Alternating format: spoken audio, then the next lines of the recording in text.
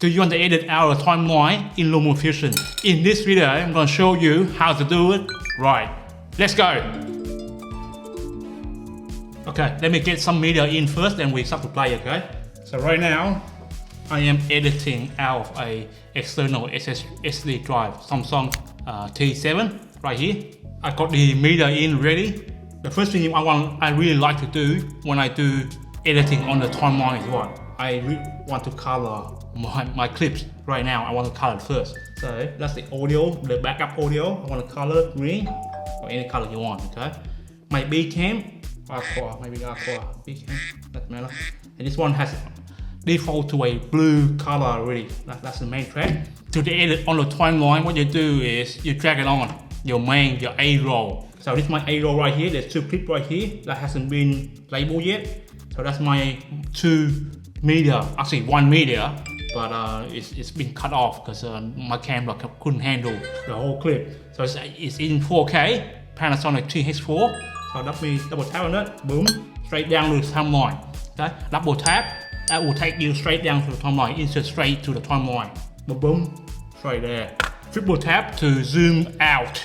Okay, triple tap on the timeline to zoom out. Triple tap to zoom in. Okay, triple tap, zoom out.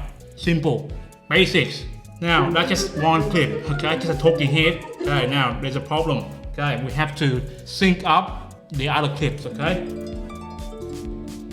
The next thing I want to do is drag on my Becam, and I drag on my backup audio as well. So right now I have 3 tracks working for me, but it's not synchronized, it's not synced. But in production, okay, in the making of the video, I did a clever thing.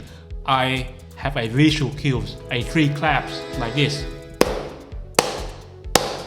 That is when I know, right here, right? Okay, let me cut it out so you know. Cut, toss it out, that'll be in this one here as well. Yeah, you can see I'm bald. you know I'm bald. Okay, see that, right? Now I did that thing, the clap thing, right?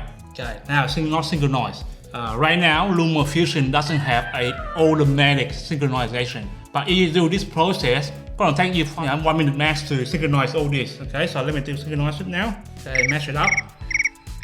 Top track, boom. Now that's roughly correct. Okay, let me play. Yep, that's very much. Match up everything. That is the first step. Okay, if you want to do multi-cam, okay, it can work for 6 video tracks if you want to, but you have to synchronize it up. It's a manual process, but as you can see, it doesn't take that long, right? Take me like 10 seconds to synchronize, 10 to 30 seconds to synchronize all that clips together. The next thing you want to do is turn off the first track. Okay, so you only listen to the main track only. Okay, you can toggle it off here, on and off. Now it's perfect synchronized. To edit on the timeline, what I like to do is edit on the audio waveform. Okay, so you see, let me zoom in there. Okay, that's the audio waveform. Okay, there's 3 right there, 1, 2, 3, right? When my head is turning down like that, right? I'm not talking then. Okay, I'm not talking then. So there's no audio. Okay, there's no audio waveform register at that time. Cause what? I'm not talking, brother. I'm not talking. So there's no audio waveform. If you want to cut right there, you can.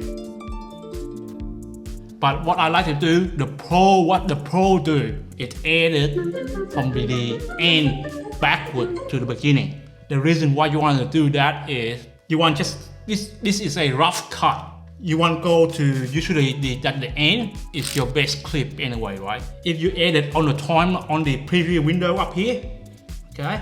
Right now there's no audio, there's an audio wave up here. Let me have a look. Actually they do have it. They do have here, you can click it out, but very small. But if you go to the end right here, right? It's much bigger. So what you do is you just make a rough cut. Okay? Use the scissors right here. That's the end, right? That's the rest is junk. Boom, boom. Okay, so I'll cut that out, toss it out, boom, to flick it out. Okay, flicked out of the screen, and it will delete it straight away for you. Okay, so that's one here. There's a gap.